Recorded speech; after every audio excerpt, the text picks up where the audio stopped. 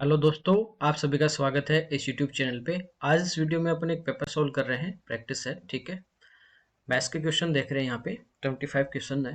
पहला है, यहाँ पे अपन प्रश्न देखते हैं।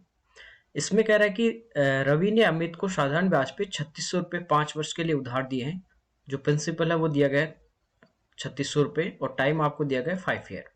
कह रहा है कि उसने धन का एक हिस्सा 4% ब्याज दर से, बाकी हिस्सा 6% के ब्याज दर से दिया है। उसे ब्याज की राशि जो है वो 960 रुपये मिली टोटल, यानी जो अपने पास था 3600 रुपये, इसके ऊपर कुल मिला के उसको दोनों पार्ट से 960 रुपये ब्याज मिला है। दो हिस्सों में बांट के दिया है। उस पूछा है कि उसने 4% ब्याज दर पे कितनी राशि उधार दी। तो एक पार्ट पे जो रेट थी वो 4% है, दूसरे पे 6%। ठीक है, दोनों पार्ट अलग अलग हैं। पूछा है कि जो 4% पे उधार दिया गया था वो प्रिंसिपल कितना था। ठीक है, तो इसको देखो, आप बेसिक से भी कर सकते हो कि टोटल आपके पास 3600 है, एक मान लीजिए एक्स है, दूसरा 3600 माइनस एक्स हो जाएगा और आप एसआई का फॉर्मूला लगा दीजिए। इसको आप एलिगेशन से भी कर सकते हैं कि पहले पार्ट पे रेट जो है वो 4% है, दूसरे पे अपने पास 6% है। टोटल पे देखें तो 960 रुपये उसको ब्याज मिले हैं। कुल पे कितना मिला? 960। कितने पे? 3600 पे। ठीक है, और यहाँ पे देखिए टाइम दिया गया कितने साल का ब्याज है? 5 साल का। तो यहाँ से अपन कंबाइंड रेट निकाल सकते हैं। 20 से 20 आपकी कट जाएगी। ठीक है, 6 से कट रहा है 6 बार, 6 से 16 बार, फिर ये 5 से भी कट रहा है और ये 2 से कटेगा, यानी 1 जीरो और हट जाएगी आपकी, ये बचेगा 16/3। तो ये अपने पास कंबाइंड रेट आ गई कि पूरे पे अपन देखें तो ब्याज की जो दर है वो कितनी है? 16/3%। एलिगेशन लगाते हैं, यहाँ पे जो अपन बीच में लेते हैं हमेशा एक से बड़ा होगा और एक से छोटा होगा। ठीक है, इधर अपॉन में कुछ नहीं है, 1 ले लीजिए आप। इनको तिरछापन माइनस करते हैं बड़ी संख्या में से छोटी संख्या। तो यहाँ पे देखिए एक है, यहाँ पे 3 है, एलसीएम 3 आएगा, 4 से गुना करोगे 12, तो ये छोटा है, 16 में से घटाएंगे 12, तो कितने बचे? 4/3। इधर देखिए एक का भाग 3 में 3 बार जाएगा, 6 गुना 3 18, 18 में से 16 गए 2/3, 3 से 3 कट जाएगा। इनका जो अनुपात है वो आ गया 1:2।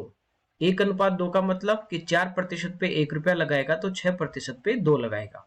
तो 3600 जो रुपए है उसको 1 और 2 के अनुपात में बांटने हैं, यानी टोटल 3600 वो 1 और 2 यानी कितने की वैल्यू है? 3 की। 4% वाला पूछा है, 1 का मान निकालना है तो 1 से इंटू कर दोगे, तो ये अपना आंसर जो है वो कितना आ जाएगा? इसका 1200 आ जाएगा। ठीक है, कोई दिक्कत नहीं है। दूसरा देखिए, यहाँ पे आपको ये दिया गया है कि जो पहला जो पार्ट था अपने पास उस पे जो रेट है वो 4% है, दूसरा जो भाग है इस पे जो दर है वो कितनी है? 6% है। तो देखिए 6% जो दर है वो 4+2 ही तो है। पहले भाग पे दर थी वो 4% थी, दूसरे पे 6 थी, तो उसको अपन यूं लिख सकते हैं कि 4+2%। तो ये कह सकते हैं कि पूरे भाग पे 4% तो रेट है ही है। इसका मतलब 3600 जो रुपए थे उसका आप 4% निकाल लेते हो 5 साल का, तो ये आपके पास ब्याज आ जाएगा 5 गुना 4 20, 36 गुना 72, यानी 720 रुपये तो पूरे पार्ट पे वो मिलेगा ही मिलेगा। टोटल मिला है 960, 720 आप इसमें से घटा देते हो तो बचा हुआ रिमेनिंग जो ब्याज है वो आपके पास कितना आ गया? 240 आ गया। ये 240 जो है वो कितने प्रतिशत की वैल्यू है? वो है आपके पास इस 2% की वैल्यू है। ठीक है, कोई दिक्कत नहीं, क्योंकि 4% तो अपन ने निकाल ही लिया पूरा। ये बचा कितना प्रतिशत है? तो ये बचा अपने पास 2% का मान। ठीक है, तो इस 2% जो एक्स्ट्रा था वो आपके पास यहां से पार्ट आ जाएगा। और ये कितने साल का ब्याज है? ये अपने पास है कितने साल का? 5 साल का। तो 2 से कट जाएगा आपका 120 और 5 से इसमें भाग दे देंगे, ये 20, ये आ गया आपका 12 दूनी 24। तो यानी ये 6% वाला जो पार्ट था वो आपका 2400 है, तो 4% वाला कितना बचा? 1200। तो आप इसको एलिगेशन से कर सकते हो, बेसिक से कर सकते हो और इस टाइप से भी इसको डायरेक्ट आप कर सकते हो। ठीक है, अगला देखते हैं। देखिए इसमें कह रहा है कि एक मार्ग पर ए तथा बी बिंदुओं के बीच की दूरी है 90 किलोमीटर। ए से जो बी की डिस्टेंस है वो अपने को दी गई है 90 किलोमीटर। कह रहा है ए से एक कार चलना आरंभ करती है, उसी समय बी से भी चलती है। ए और पॉइंट बी दोनों से चल रही, यदि वे दोनों एक ही दिशा में चले तो 9 घंटे बाद आपस में मिलती हैं। विपरीत दिशा में चले तो 9/7 घंटे बाद मिलती हैं। ए और बी की जो स्पीड है वो अपने को फाइंड आउट करनी है। आप इसको डायरेक्ट ऑप्शन से भी हिट कर सकते हो, ऑप्शन से भी इसको फाइंड आउट कर सकते हो। होता क्या है, जब दोनों दो व्यक्ति या ट्रेन या कार है वो एक ही डायरेक्शन में जाते हैं तो दोनों की स्पीड आपस में क्या हो जाती है, माइनस हो जाती है। ठीक है, अपेक्षित चाल। और यदि आप आमने सामने चलेंगे, अपोजिट चलेंगे, तो दोनों की स्पीड क्या हो जाती है, प्लस हो जाती है। ठीक है, तो ये यदि इधर जा रहा है, ये इसके सामने आ रहा है, तो दोनों की स्पीड क्या हो जाती है, प्लस हो जाती है, और अलग अलग हो क्या हो जाएगी, माइनस हो जाएगी। तो एक तो आप इसको ऑप्शन से ऐसे कर सकते हो, देखिए पहले वो 9 घंटे बाद मिल रही हैं, जब कब मिल रही है, जब एक ही दिशा में जाएं, तो देखिए एक यहां से चलना स्टार्ट होगी, दूसरी बी पॉइंट से इस साइड एक ही दिशा में, मतलब ये आगे की ओर बढ़ेगी। इनके बीच की दूरी तो कितनी रहेगी, 90 किलोमीटर रहेगी। एक ही दिशा में जाएंगे तो स्पीड क्या हो जाएगी इनकी, माइनस। तो 45 में से आप 25 घटाते हो तो बचा कितना, 20। 20 का इसमें भाग दे तो 9 आपका टाइम नहीं आ रहा है। दूसरा देखिए 50 और 20 लेते हैं, 50 और 20 70 हो गया। और यदि वो एक ही दिशा में जा रहे हैं तो इनकी जो चाल है वो कितनी हो जाएगी, माइनस करेंगे 50 में से 20, 30, 30 का भाग दे रहे हैं, 3 घंटे आ रहा है, नहीं हो रहा। 40 और 30 लेते हैं तो देखिए 40 माइनस 30 कितना बचा, 10। और 10 का इसमें भाग देते हैं तो टाइम आपके पास कितना आ गया, 9 घंटे आ गया। तो एक कंडीशन तो सेटिस्फाई कर रही है, दूसरी वाली देख लेते हैं।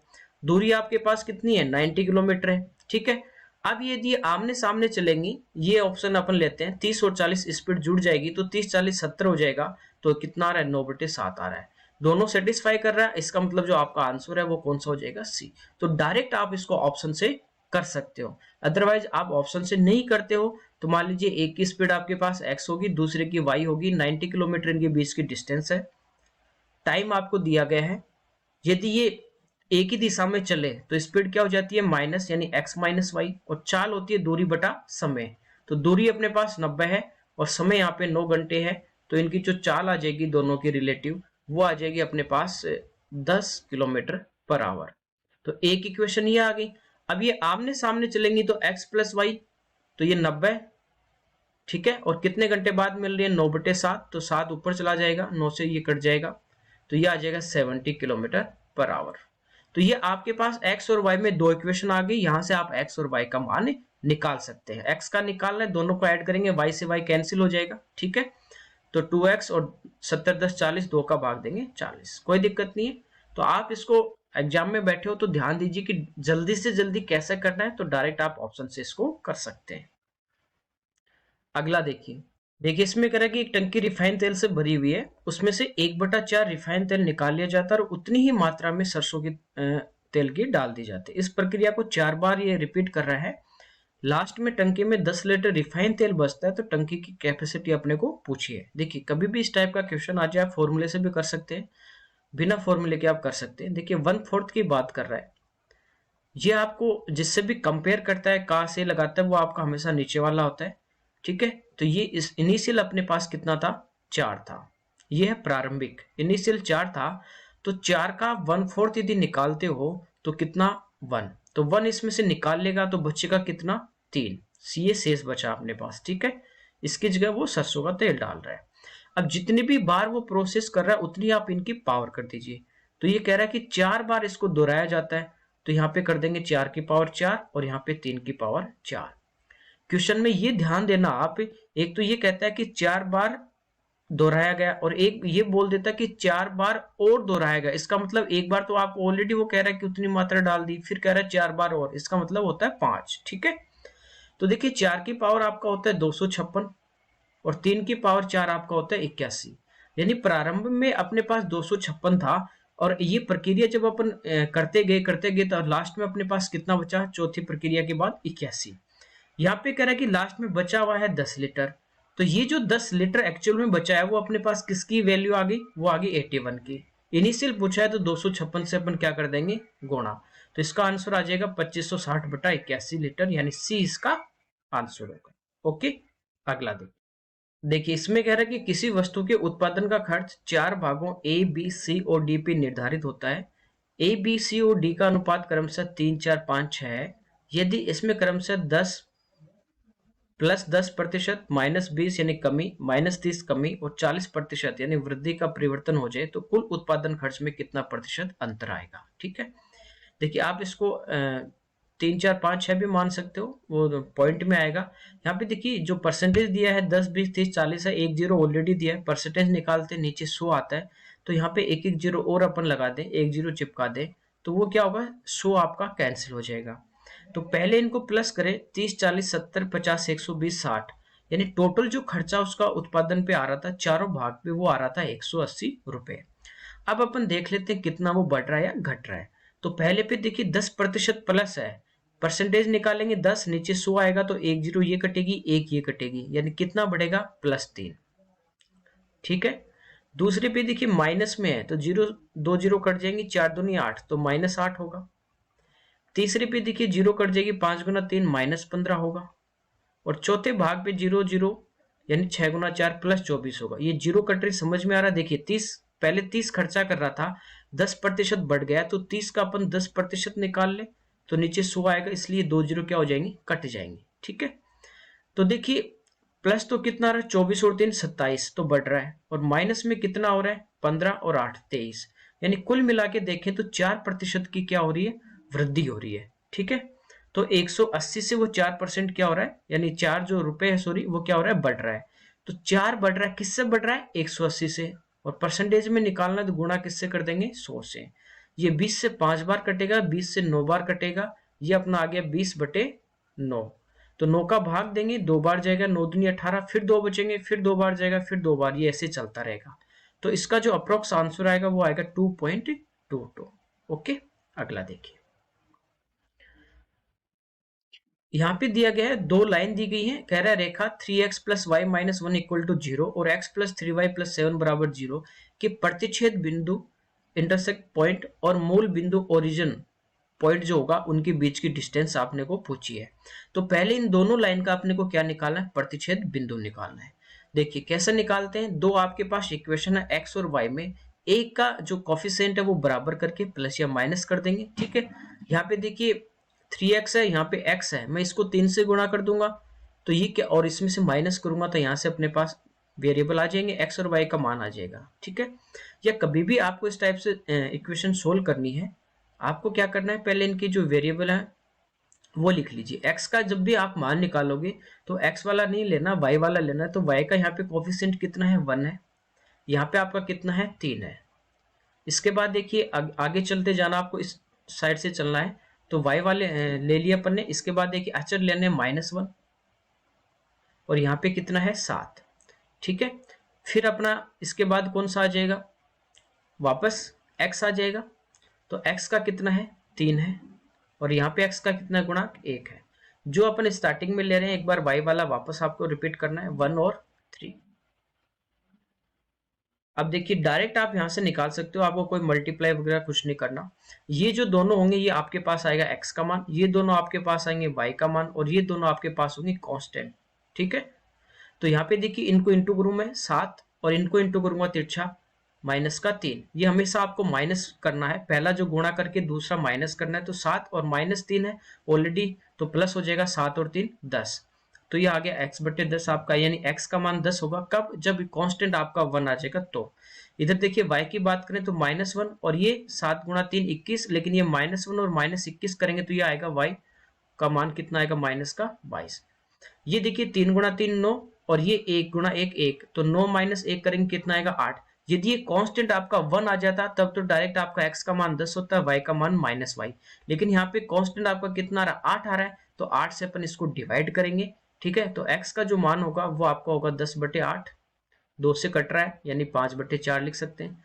y का जो मान होगा वो होगा आपका -22/8, 2 से कट रहा है, यानी -11/4, इसको लिख सकते हैं। तो ये अपने इन दोनों लाइन के x और y इंटरसेक्टिव पॉइंट आ गए। अब देखिए दो बिंदुओं के बीच की जो दूरी होती है वो होती है √x2 - x1 का whole square plus y2 - y1 का होल स्क्वायर। तो मूल बिंदु है, तो मूल बिंदु है तो x और y जो होंगे आपके, इनके जो निर्देशांक होंगे, ठीक है, भुज और कोटि होंगे, वो क्या होंगे आपके 0 0 होंगे। तो डायरेक्ट इनका क्या करना है, स्क्वायर करना है और रूट लेना है। तो 5 का वर्ग आपका होगा 25, 4 का होगा 16, प्लस 11 का आपका -11 वर्ग करेंगे पॉजिटिव हो जाएगा 121/16, इसका वर्गमूल ले लेंगे। नीचे देखिए दोनों में 16 है, कोई दिक्कत नहीं। 121 में अपन क्या करेंगे, 25 प्लस कर देंगे, तो ये अपने पास आ गया 146। अब ये 2 से कट रहा है 7 बार और ये 3 बार, नीचे कट रहा है 2 से 8 बार।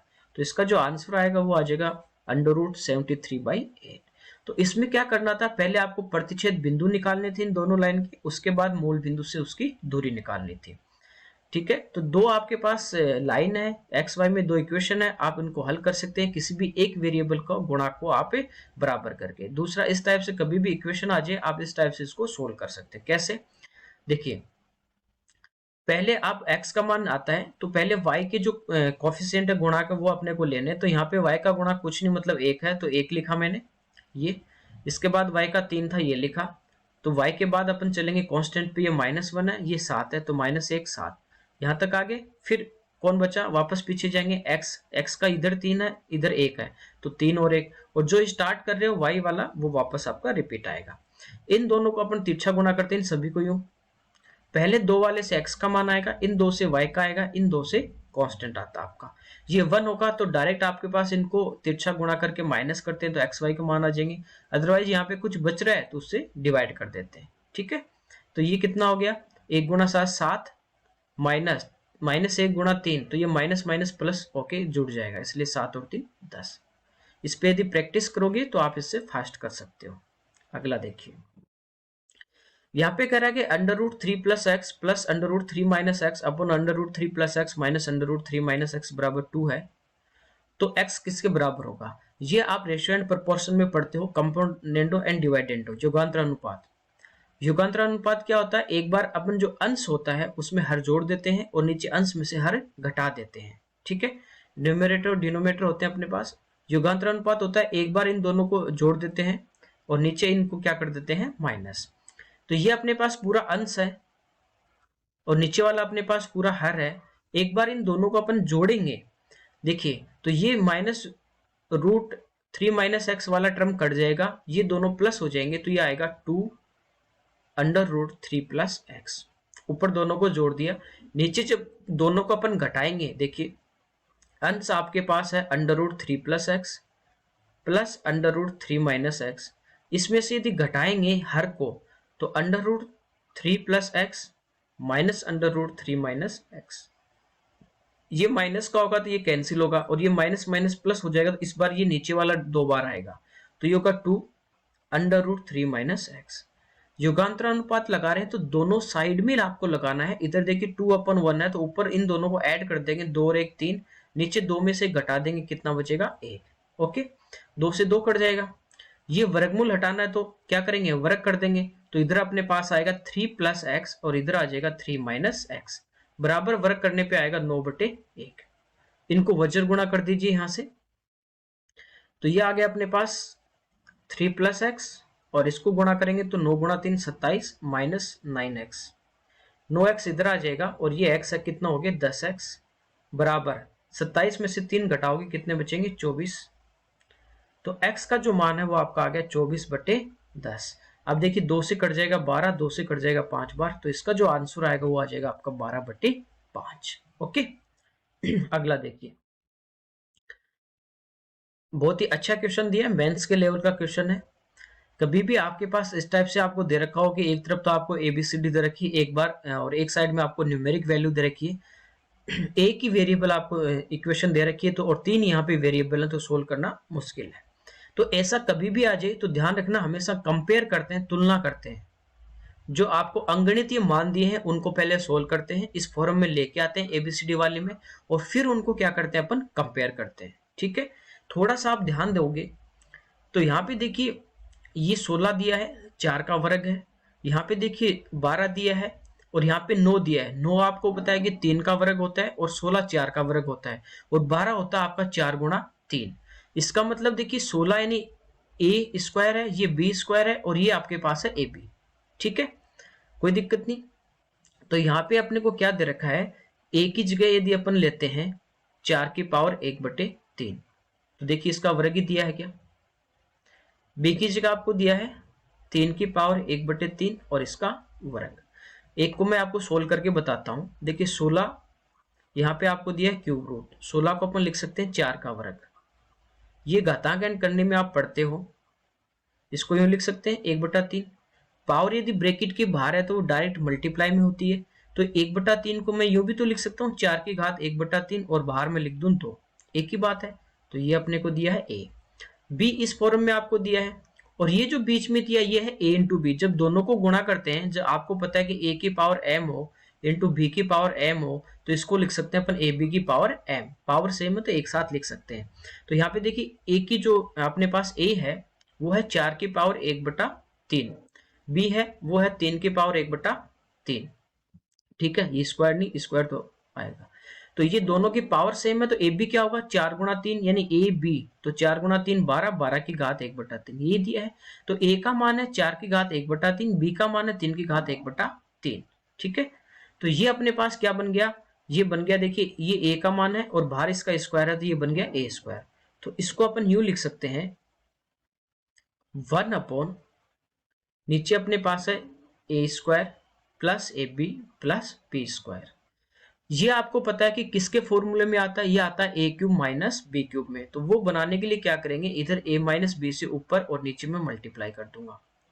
ये बन गया, ऊपर तो आ गया a माइनस बी और नीचे अपना आ गया ए क्यूब माइनस बी क्यूब। अब देखिए इनकी वैल्यू पुट करें तो a माइनस बी, तो a का मान आपके पास है 4 की घात 1/3, b का है 3 की घात 1/3, नीचे देखिए 4 की घात 1/3 ए क्यूब करेंगे तो इसकी पावर 3 करेंगे, माइनस बी, बी है 3 की घात 1/3 और क्यूब करेंगे तो 3। तो ये तो कैंसिल हो जाएगा, 4 माइनस 3 नीचे बचेगा अपने पास 1। तो इसको जब सोल्व किया तो अपने पास क्या आया, तो अपने पास आ गया कि 4 की घात 1/3 माइनस 3 की घात 1/3। और देखिए इसको पूरे को सोल्व करने पे ये आ गया, बराबर में आपको दिया है कि a की घात 1/3 प्लस बी की घात 1/3 और प्लस सी। देखिए अब ध्यान से देखें तो a की जगह कितना है, तो a की जगह है 4, b की जगह कितना है तो b की जगह है -3 और c इधर कुछ नहीं है और तो c की जगह कितना है 0। आपको पूछा है a माइनस बी, तो a की जगह 4 और b की जगह रख देंगे -3, तो माइनस माइनस प्लस, तो 4 और 3 इसका जो आंसर है वो अपने पास कितना आ जाएगा 7 आ जाएगा। ठीक है, तो अच्छा क्वेश्चन था, खाली आपको इसको ही थोड़ा सा देखना था। 9 3 का स्क्वायर होता है, 16 4 का स्क्वायर होता है। एक बार दोबारा बता देता हूँ, जैसे 9 का क्यूब रूट दिया था आपको, 9 को मैंने लिखा 3 का वर्ग और बाहर है क्यूब रूट, इसको लिख सकते हैं 3 का वर्ग और क्यूब रूट का मतलब होता है 1/3। घात यदि गुणा में है तो अंदर वाले को बाहर, बाहर वाले को कहाँ लिख सकते हैं अंदर और अंदर वाले को बाहर, तो इसको यूं लिख सकते हैं 3 की घात 1/3 और बाहर 2। तो ये पूरा अपने पास b था, ये पूरा अपने पास a था। ठीक है, और बीच में आपको दिया था ए बी। ओके, अगला देखिए, यहाँ पे दिया कि under root X upon Y equal to 24/5 plus under root Y upon X बराबर और x प्लस वाई बराबर 26 है, तो x और y का मान क्या होगा। देखिए इसको आप ऑप्शन से करते हो तो जल्दी होगा। x प्लस वाई आपको 26 दिया है, देखिए पहला ऑप्शन 5 लेते हैं, यदि ये 5 होगा तो 26 आपका नहीं बन रहा है। ठीक है, 15 लेते हैं तो 1 और 15 हो सकता है, तो 1 और 15 लेंगे, यानी 1 और 15 लेंगे तो 15 और 1 16 आता है। या 5 गुणा 3 लेते हैं तो 5 और 3 8 आता नहीं है। 25 यदि अपन लेते हैं तो 1 और 25 हो सकते हैं। ठीक है, 25 और 1 26 सेटिस्फाई कर रहा है। और यहाँ पे एक्स वाई का मान पूछा है, तो एक्स वाई का मतलब ये जो ऑप्शन दिए गए हैं वो एक्स इंटू वाई आपके पास है। ठीक है, तो यहाँ पे देखिए 25 गुणा 1 हो सकता है, दूसरा आपके पास 5 और 5 हो सकते हैं कि x भी 5 और y भी 5 हो तो भी 5 गुणा 5 25 ही आ सकता है। यहाँ पे अपन रखें 1 और 25, तो 25 और 1 26 सेटिस्फाई भी कर रहा है। ठीक है, 15 की अपन बात करें तो x इंटू वाई 15 है, तो ये क्या हो सकता है 3 और 5 हो सकता है और 1 और 15 हो सकता है, लेकिन यहाँ पे रखने पे सेटिस्फाई नहीं कर रहा। 30 की बात करें तो इसके टुकड़े करोगे तो 1 और 30 हो सकते हैं गुणा करने पे, लेकिन यहाँ पे रखेंगे तो ऐड करने पे 26 नहीं आ रहा। दूसरा इसके 2 और 15 हो सकते हैं, तो 15 और 2 17 तो भी नहीं आ रहा। ठीक है, 6 गुना 5 होंगे तो भी नहीं आ रहा, तो ये वाला अपना आ रहा है। अब इसको यहाँ पे रख के भी देख सकते हो आप कि x की जगह 1 लेते हो या y की जगह 25, दोनों में से कोई भी एक लेते हैं। यहाँ पे देखिए इनका वर्गमूल अपन लेंगे तो 25 का कितना आएगा 5 और y का कितना आ जाएगा 1। ठीक है, तो इसको अपन क्या ले सकते हैं, देखिए यहाँ पे नीचे 5 है, यहाँ भी मैं 5 लूँ तो मैं x को 25 ले लेता हूँ, तो ये तो हो जाएगा 5/1 बराबर ही हो जाएगा 24/5 प्लस इसका वर्गमूल लेंगे तो ये हो जाएगा 1/5। 5 एलसीएम आएगा 24 और 1 25, 25/5 यानी कितना आ जाएगा अपना 5 आ जाएगा। तो सेटिस्फाई कर रहा है, तो आपका जो आंसर है वो कौन सा आ जाएगा सी हो जाएगा। ठीक है, कोई दिक्कत नहीं, तो ऑप्शन से इसको करिए डायरेक्ट होगा। ऑप्शन से नहीं करते हो तो आप इसको इस टाइप से कर सकते हो, थोड़ा लेंदी। एक्स अपन वाई, इसको मैं मान लेता हूँ टी के बराबर। तो इसको क्या लिख देंगे, लिख देंगे टी इक्वल टू 24/5 प्लस, ये देखिए एक्स अपन वाई को टी माना, ये इसका उल्टा है तो ये हो जाएगा 1/टी। इसको थोड़ा सा सोल्व करोगे तो ये हो जाएगा टी माइनस 1/टी बराबर 24/5। इसको थोड़ा सोल्व करेंगे, टी एलसीएम ले लेते हैं, ये हो जाएगा टी स्क्वायर माइनस 1 बराबर 24/5। यहां से भी आप कंपेयर कर सकते हो डायरेक्ट कि टी का मान यदि मैं 5 लेता हूं तो टी स्क्वायर 25 माइनस 1 24 सेटिस्फाई कर रहा है। टी अपने पास क्या था, टी अपने पास था एक्स अपॉन वाई, ठीक है, इसको मैंने कितना ले लिया 5, वर्क करेंगे तो एक्स अपॉन वाई कितना आ जाएगा 25/1। ओके, अब देख लीजिए ये सेटिस्फाई कर रहा है आपका, कोई दिक्कत नहीं। तो एक्स का मान 25, वाई का मान 1। तो इस टाइप से भी आप इसको कर सकते हैं। नेक्स्ट देखते हैं, यहाँ पे कह रहा है कि 7 सेंटीमीटर त्रिज्या वाले एक बेलनाकार पाइप से होकर पानी 5 मीटर प्रति सेकंड की दर से निकलता है। ये ध्यान रखना, कभी भी आपको इस टाइप का क्वेश्चन दे, मेंसुरेशन में स्पीड देगा, तो आपको पता है कि जब अपन स्पीड जो होती है, चाल होती है, उसको समय से गुणा करते हैं तो दूरी आती है, ठीक है, चाल गुणा समय दूरी आती है। इसी टाइप से यहाँ पे आपको स्पीड देगा, टाइम से इंटू करेंगे तो वो उस पाइप की क्या आ जाती है, लेंथ आ जाती है, ये ध्यान रखना। तो कह रहा है कि 1.54 मीटर ऊंचाई वाले एक पानी की टंकी का आधार है 3x5 वर्ग मीटर का, इसको भरने में कितना समय लगेगा। देखिए टंकी भर रहे हैं, उसका आयतन कितना होगा, तो उसका जो ऊंचाई है वो है 1.54 मीटर, क्षेत्रफल है 3x5, किसी भी आकृति का आयतन होता है आधार का क्षेत्रफल गुणा ऊंचाई। तो ये टोटल आयतन आपको भरना है, किससे भरना है, एक बेलनाकार पाइप से। तो दोनों का आयतन क्या होना चाहिए, सेम। यहाँ पे देखिए बेलन की बात करें तो बेलन का आयतन होता है पाई आर स्क्वायर एच, तो पाई का मान हो जाएगा 22/7, आर आपको दिया है 7 तो 7x7, और एच का मतलब आपको मैंने क्या बताया, एच यानी दूरी, दूरी क्या होती है, चाल गुना समय, एस गुणा टी, ठीक है।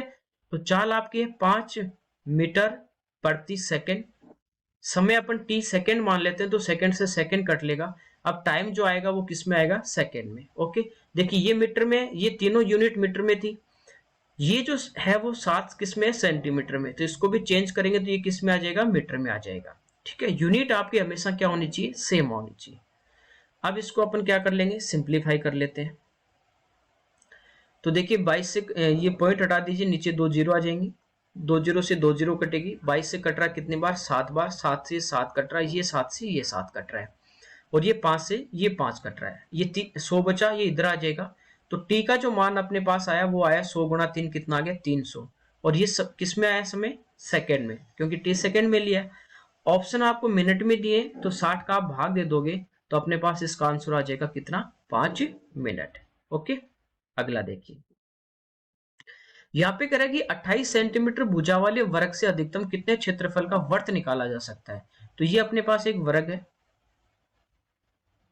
और इसकी जो साइड दी है वो दी है 28। अधिकतम जो वर्त की यदि बात करें तो अधिकतम आकर जो वर्त होगा क्षेत्रफल वाला वो होगा जो इसकी चारों साइड को क्या करेगा, टच करेगा, ठीक है, चारों साइड को टच करेगा। तो ये देखिए इसका व्यास होगा, ये इसकी साइड के बराबर होगा, और इसकी जो रेडियस होगी वो इस भुजा का क्या होगी, आधा, तो कितनी होगी 14। तो त्रिज्या 14 हो तो क्षेत्रफल आपको पता है कितना होता है, 616 सेंटीमीटर। ये देखिए आपको याद होने बहुत जरूरी है कि जब त्रिज्या 7 हो तो क्षेत्रफल आपका 154 होता है, त्रिज्या 14 हो तो क्षेत्रफल 616 है। इस टाइप से आपको कम से कम रेडियस 35 तक तो याद होने ही होने चाहिए, ठीक है। अदरवाइज त्रिज्या 7 है, क्षेत्रफल का फॉर्मूला लगा दीजिए पाई आर स्क्वायर, यहाँ पे रखेंगे 7 तो भी आपका आंसर आ जाएगा, ठीक है, कोई दिक्कत नहीं। अगला देखते हैं, यहाँ पे कह रहा है कि 1 रुपए में 24 नींबू बेचने पर एक व्यक्ति को 25% की हानि हुई। देखिए बेच रहा है मतलब ये क्या, अपने पास सेलिंग प्राइस है, और रुपए में आपको पास, जैसे आपके पास 100 रुपए हैं और एक जो पेन है आपका वो 10 रुपए का आता है, तो 100 रुपए में कितने आएंगे, तो वो आएंगे 100/10, यानी कितने पेन आएंगे, 10 पेन, ठीक है। या एक पेन की कीमत निकालनी है तो अपन क्या करते हैं, 100 में 10 पेन आ रहे हैं तो 100 में 10 का भाग देंगे तो एक पेन की कीमत आ जाएगी 10, ठीक है। तो हमेशा ऊपर आपको रुपए लेने हैं एक, नीचे उनकी क्वांटिटी लेनी है 24, तो ये एक की प्राइस अपने पास आ जाएगी। ये क्या कर रहा था, बेच रहा था, तो ये अपने पास क्या है, सेलिंग प्राइस है, और 25% की हानि हुई है, इसका मतलब ये कितने प्रतिशत का मान है, 75% का। ये अपने पास क्या था, विक्रय मूल्य। कह रहा है कि कितने नींबू बेचेगी 20% का लाभ हो, 20 का लाभ होगा तो कितने में बेचेगा 120 में, तो गुणा किससे कर देंगे 120 से। 24 से कट रहा है 5 बार, 5 से कट रहा है कितनी बार 15, तो ये आ गया 1/15। आपको बताया ऊपर तो रुपए होते हैं, नीचे क्वांटिटी होती है, यानी 1 रुपए में कितने बेचेगा 15 बेचेगा। ओके, अगला देखिए पाई चार्ट दिया आपको। इसमें कह रहा है कि कुल विद्यार्थी 6500 हैं। पूछा एमबी और एमबीबीएस के छात्रों की संख्या के मध्य अंतर। देखिए एमबी है 26 और ये है 6, इनके बीच में डिफरेंस देखें तो कितने परसेंट का है 20%। तो 6500 का अपन 20% निकाल लेते हैं पहले, 2 जीरो से 2 जीरो कट जाएगी, ठीक है। ये आ गया 130 और ये जीरो यानी 1300। ये तो है इनके बीच का डिफरेंस। पूछा कि इनके मध्य अंतर का आधा भाग, तो 1300 का आधा यानी कितना हो जाएगा 650 हो जाएगा। ओके, अगला देखिए यहां पे आपको कह रहा है कि बीएससी के छात्रों की संख्या बीएड के छात्रों की संख्या के लगभग कितना प्रतिशत है। तो बीएससी ये रही, बीएड से पूछा कितना है, तो देखिए 30 है और ये कितना है 18, तो 30 और 18 का कितना भाग है ये आपको पूछा है। आप इसका 30% निकाल के संख्या निकालिए या इसका 18% निकालिए, फिर आप कैलकुलेट कीजिए, बात एक ही है। डायरेक्ट भी निकाल सकते हैं। तो 6 से 3 बार कटेगा, 6 से 5 बार कटेगा, तो ये अपने पास आ जाएगा 500/3। इसमें भाग देते हैं, एक बार जाएगा 20 बचे, फिर 6 18, फिर 2 बचे, फिर 6। तो आपको पूछा गया इसमें अप्रोक्स लगभग, ठीक है, अप्रोक्सीमेट पूछा है लगभग, तो लगभग यानी 1666 ये चलेगा, इसके बाद 0.66 आ जाएगा, तो ये हो जाएगा 167 के आसपास। ओके, आप देखिए इसका जैसे 6500 है, इसका 30% निकालेंगे 1950, ऐसे ही इसका 18% निकालेंगे, फिर देखेंगे कि ये 1950 है इसका कितना परसेंट है, तो नीचे जो बेस है वो तो दोनों में सेम है, तो आप डायरेक्ट परसेंटेज लेके भी निकाल लीजिए, आपका वही आंसर आएगा। अगला देखते हैं, यहाँ पे कह रहा है कि एक परीक्षा में 35% अंक प्राप्त करना जरूरी है। एक विद्यार्थी 216 अंक प्राप्त किए, 15 अंकों से फेल हो गया। इसका मतलब ये है कि ये 216 नंबर लेके आया है, 15 से फेल हो गया, यानी इसको 15 नंबर और मिल जाते तो ये क्या हो जाता, पास हो जाता। तो पास होने के लिए देखिए टोटल अपने को नंबर कितने चाहिए, तो टोटल अपने को नंबर चाहिए 231। ठीक है, कह रहा है कि रहीम ने 65% अंक प्राप्त किए, तो रहीम ने कुल कितने अंक प्राप्त किए पूछा है। देखिए पास होने के लिए कितने परसेंटेज चाहिए, परसेंटेज में चाहिए 35% और नंबर में कितने चाहिए 231, तो 231 जो है वो कितने प्रतिशत का मान है 35 का। निकालना कितने का है 65 का, तो जिससे भी निकालना है, जिसका निकालना गुणा कर दीजिए। 5 से कटेगा 7, 5 से कटेगा 13, 7 से कट रहा आपका 3 बार 21, फिर 3 बार गुणा कर देंगे 39 3, ठीक है, 39 और 3 42, तो कितने नंबर आए इसके 429 इसके नंबर आए। अगला देखिए यहाँ पे कह रहा है कि लीला का विवाह 6 वर्ष पहले हुआ था, आज उसकी जो आयु है वो विवाह की आयु की 1 से 1/4 यानी 4 और 1 5, यानी अब जो इसकी आयु है वो विवाह वाली आयु की 5/4 है। जिससे भी कंपेयर करते हैं वो नीचे वाला लेते हैं, ठीक है। तो विवाह के समय जो इसकी जो जब शादी हुई थी तो इसकी आयु 4 थी, तो इसकी प्रेजेंट आयु कितनी है 5। यहाँ रेशियो में डिफरेंस अपने पास 1 का है और एक्चुअल कह रहा है कि 6 साल पहले हुई थी, तो 1 का मान किसके बराबर है 6 का। तो शादी के समय इसकी आयु थी 24, प्रेजेंट में इसकी आयु है 5 गुना 6 कितनी 30। कह रहा है कि उसके पुत्र की आयु, उसकी जो पुत्र की जो आयु है वो उसकी आयु का 1/10 है, तो उसकी प्रेजेंट आयु कितनी है 30, 30 का 1/10 आप निकालोगे तो कितना आ जाएगा 3। तो पुत्र की जो वर्तमान आयु है वो अपने पास है 3 साल। ओके, अगला देखिए यहाँ पे कह रहा है कि सुनील रुपए 200 दो प्रकार की मिठाइयों पे खर्च करना चाहता है, जिनका मूल्य क्रमशः 7 और 10 रुपए है।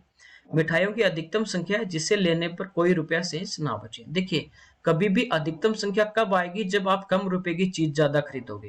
भाई 10-10 वाली आप खरीद लेते हो तो 20 ही चीज आएंगी, लेकिन 7 वाली जब खरीदते हैं तो ज्यादा आएंगे। कम रुपए की खरीदेंगे तो जैसे 1 रुपए की होती तो 200 में 1-1 रुपए की कितनी टॉफी आ जाती 200, और 10 रुपए वाली कितनी आती 20। तो ध्यान ये रखना हमेशा कि जो कम रुपए वाली है वो ज्यादा से ज्यादा खरीदी जाए। अब देखिए दूसरी जो वैल्यू आपको दी वो दी 10 वाली, यानी 10 वाली जो अपन चीज खरीदेंगे, इसका मतलब जो मिठाई खरीदेंगे 10 वाली, वो 10 के मल्टीपल में ही होगी, 10 20 30 इतने में खरीद सकते हैं। तो 7 को देखो ऐसी संख्या से गुणा करना है कि इसके लगभग आसपास आए लेकिन जीरो वाली संख्या है, तो वो आपकी कहाँ आ सकती है, जब 10 से गुणा करें, जब 20 से करें, 30 से, ऐसे। तो देखिए 7 गुना जब 20 करेंगे तो ये होगा 140। इसके बाद जब 7 वाली खरीदेंगे तो फिर 10 के लिए शेष जो है वो परफेक्ट जीरो वाली संख्या नहीं बच सकती। 30 लेते हैं तो 7 गुना 30, 21, 210 ज्यादा हो जाएगा। तो 7 रुपए वाली कितनी खरीद सकता है अधिकतम, 20, 140 रुपए हो गए, टोटल 200 रुपए बचे, कितने, 60 रुपए। तो 10 रुपए वाली कितनी और आ जाएंगी, 6 आ जाएंगी, तो 6 ये आ जाएंगी, 20 ये आ जाएंगी, टोटल कितनी आ जाएंगी, 26 आ जाएंगी। ओके, अगला देखिए। यहाँ पे कह रहे हैं दो संख्या 4 और 5 के अनुपात में है, संख्याओं का एचसीएफ 16 है। देखिए एचसीएफ होता है हाईएस्ट कॉमन फैक्टर, ठीक है, कि इससे बड़ी संख्या कुछ भी नहीं है जो कॉमन हो रहा है, यानी जो कॉमन दो संख्याओं में जितना कॉमन आ सकता था, जैसे दो संख्या आपकी 16x और 16y है, तो जितना कॉमन आपका आ सकता था वो आपका क्या है, 16 है। इसके बाद कुछ भी कॉमन नहीं बचेगा। संख्याओं का योग, और ये जो संख्या है वो किस रेशियो में है, 4 और 5, तो एचसीएफ से इंटू कर दीजिए। तो 16 गुना 4 64 और 16 गुना 5 80, दोनों का टोटल पूछा है, तो ये अपने पास कितना आ जाएगा, 144 आ जाएगा। ठीक है, अगला देखिए। यहाँ पे कह रहा है 10x बराबर कोट 45 प्लस 2x है, तो x का मान, देखिए कभी भी इस टाइप का क्वेश्चन आ जाए कि साइन थीटा बराबर आपको दिया है कॉस थीटा, टेन थीटा बराबर दिया है कोट थीटा, या सेक थीटा बराबर आपको दिया है कोसेक थीटा। ये तभी पॉसिबल है जब थीटा का टोटल आपका कितना हो, 90 डिग्री। तो यहाँ भी देखिए जब इन दोनों का टोटल 90 डिग्री के इक्वल होगा तभी ये पॉसिबल है। तो यहाँ पे x है 10 का, प्लस कोट वाला कितना है 45 प्लस 2x, इनको ऐड कर देंगे अपन तो टोटल आपका कितना होगा 90, तभी ये कंडीशन पॉसिबल है। तो 2x और x कितना हो गया 3x, 45 ये आगे आगे माइनस होगा 90 में से, तो कितना बचा 45, तो x का मान आपका कितना आ जाएगा 15। ठीक है, अगला देखिए। यहाँ पे कह रहा है कि भवन का शिखर 10 मीटर ऊंचा है, भवन के शिखर से टावर की चोटी का उन्नयन कोण 60 डिग्री है, टावर के पाद का अवनमन कोण थीटा है, टेन थीटा 2/3 दिया टावर की ऊंचाई। देखिए भवन की ऊंचाई दी है, भवन का शिखर नहीं, ये एक भवन है अपने पास, इसकी जो ऊंचाई है वो 10 मीटर है, और ये एक टावर है, ये इससे बड़ा होगा, क्योंकि देखिए टावर का जब भवन के शिखर यहां से जब देख रहे हैं टावर की चोटी को, तो उन्नयन कोण बन रहा है। उन्नयन कोण बनता है जब आप गली में नीचे खड़े और किसी को ऊपर झांकते हो, तब आपका बनता है उन्नयन कोण। तो ये उन्नयन कोण आपको दिया गया है, ठीक है, और ये कितना है 60 डिग्री, तो ये 60 है, कितना होगा 30। इसके बाद आपको कह रहा है कि टावर के पाद का, यानी ये इसका फुट है, जब नीचे देखते हैं तो अवनमन कोण जो है अपना वो कितना दिया आपको, थीटा, अवनमन कोण कितना दिया गया है, थीटा दिया गया है। ठीक है,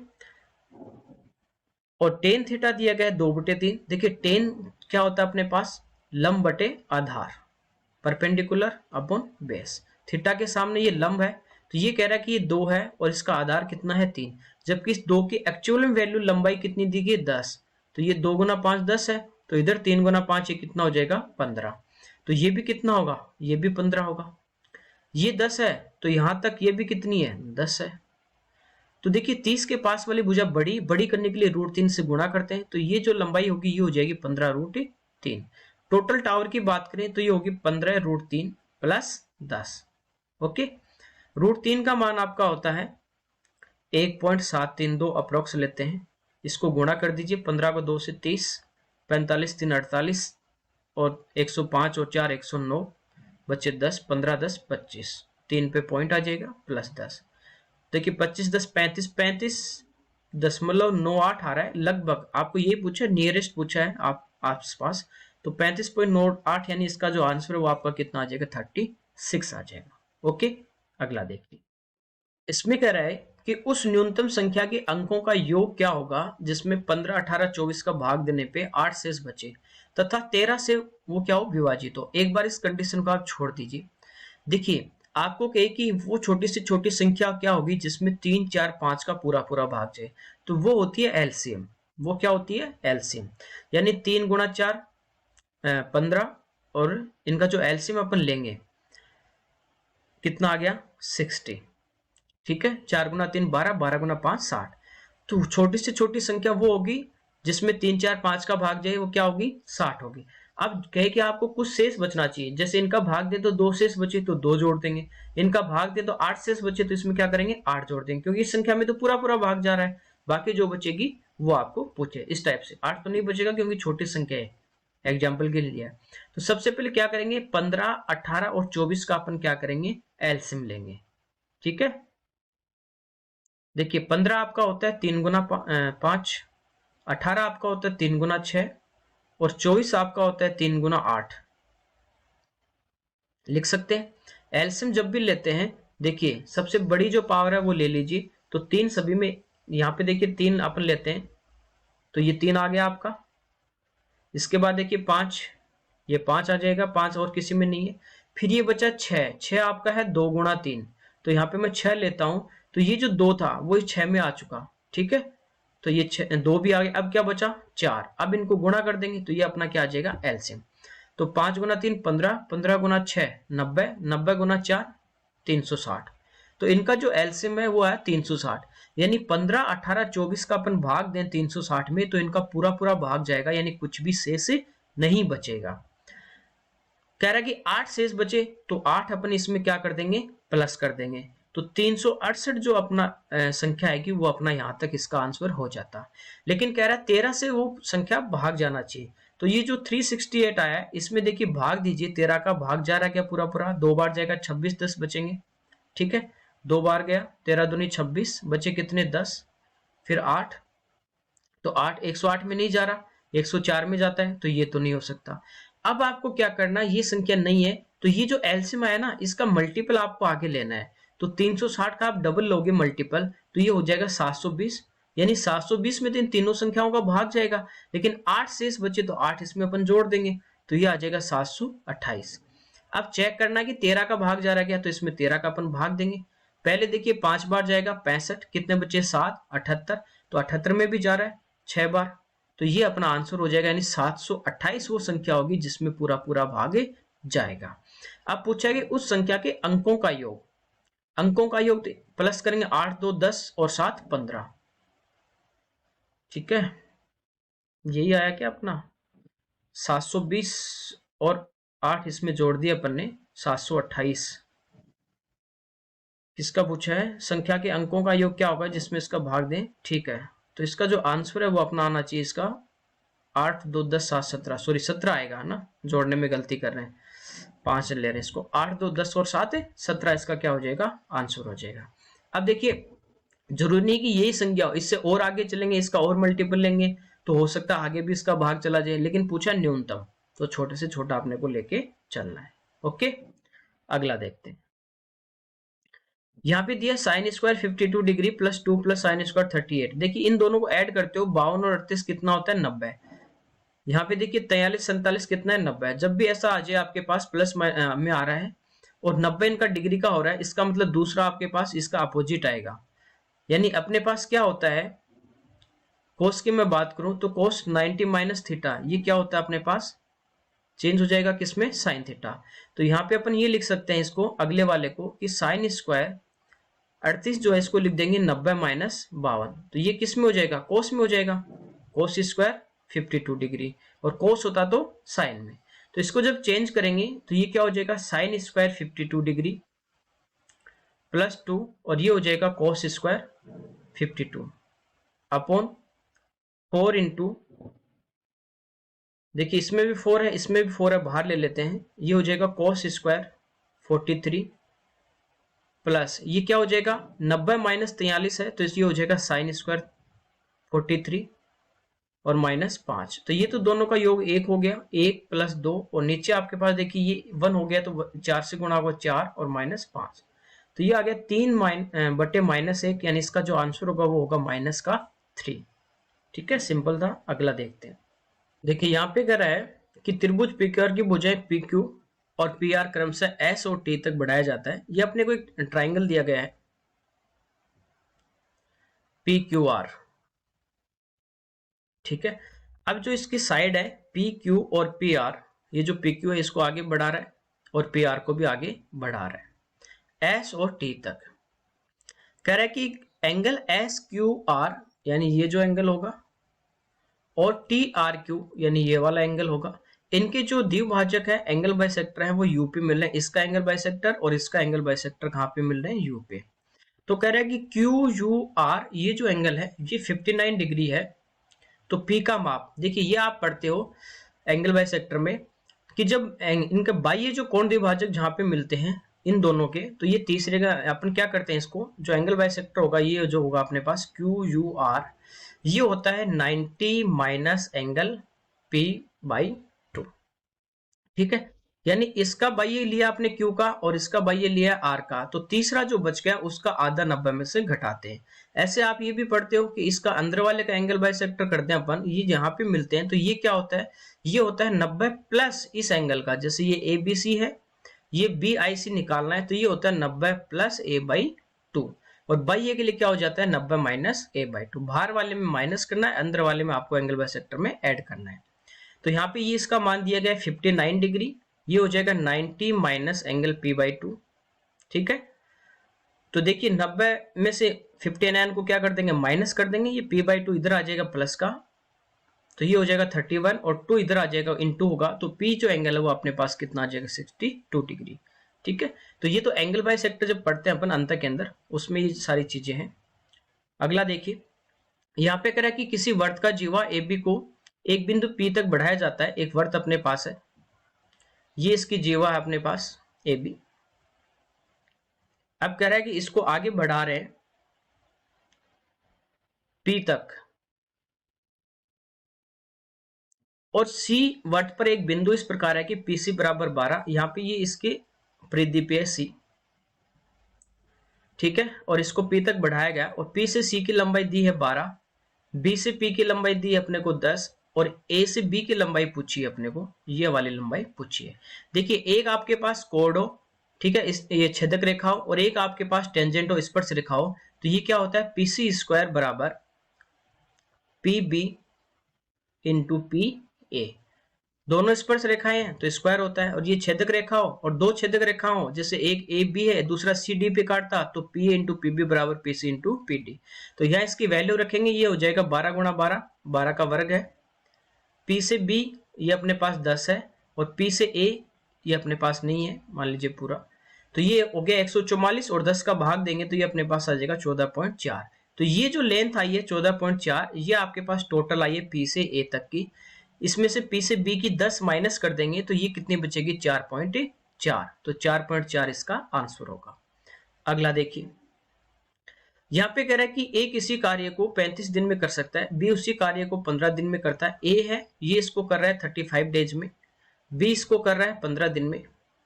उन्होंने 7 दिनों तक एक साथ काम किया और फिर बी ने काम छोड़ दिया। देखिए स्टार्ट दोनों कर रहे थे, ए एंड बी, इन दोनों ने काम किया 7 दिन तक।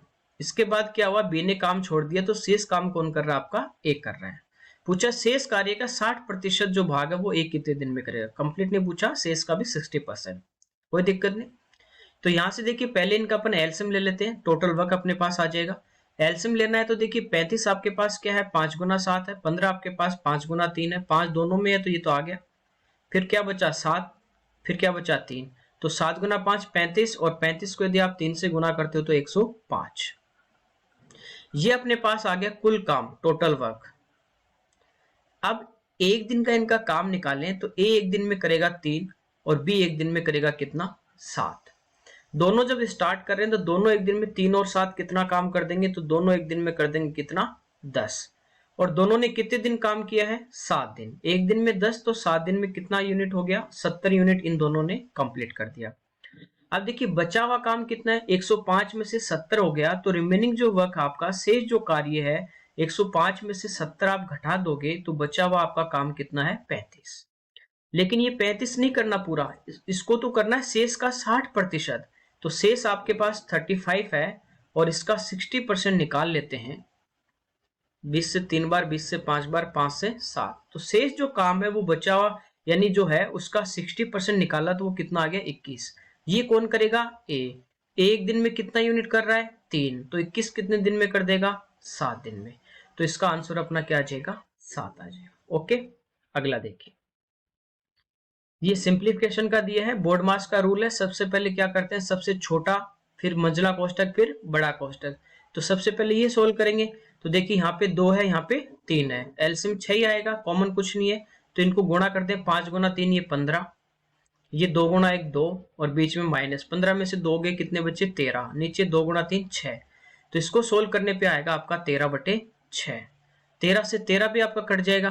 तो अब मंझले कोष्टक में अपने पास क्या बचा, 5/4 माइनस 1/6। इसको सोल्व करेंगे तो एलसीएम अपना कितना आ जाएगा 12, 4 से भाग जाएगा 3 बार और 5 से गुणा करेंगे। देखिए 4 का भाग देंगे 3 बार गया, भागफल से ऊपर वाले अंश को गुणा करते हैं 15, 6 का भाग दिया 2 बार तो ये आ जाएगा 2। तो ये अपने पास कितना आ गया 13/12। ठीक है, इसको सोल्व करने पे, इसको सोल्व करने पे कितना आ गया 13/12। अब देखिए बड़े वाले को सोल्व करें तो ये है 9/4 प्लस 13/12। एलसीएम 12 रहेगा, 4 का भाग 3 बार जाएगा तो 9 गुणा 3 27, और 12 का एक बार तो 1 से गुणा करेंगे 13, ये हो गया आपका 40/12। ठीक है यहाँ तक। तो इसको सोल्व करने पे आ गया 40/12। अब बाहर देखिए बचा है 3c 1/3, तो 3 गुणा 3 9, 9 और 1 10, 10/3 माइनस 40/12। ठीक है, एलसीएम 12 आ जाएगा, 3 का भाग 12 में देंगे 4 बार तो ये हो जाएगा 40 माइनस 40, यानी क्या आ गया आपका आंसर 0।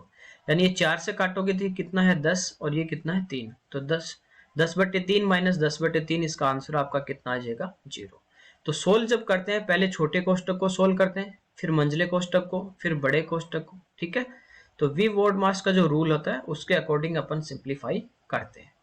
ठीक है, पहले विनिकुलम जो होता है रेखाबंधनी, फिर ब्रैकेट, फिर ऑफ यानी का, फिर अपन डिवाइड करते हैं, फिर मल्टीप्लाई, फिर ऐड, फिर सब्ट्रैक्ट। ठीक है, तो ये इस पेपर के आपके क्वेश्चन थे 25 जिनको अपन ने यहाँ पे सोल्व किया है। Okay, thank you everyone.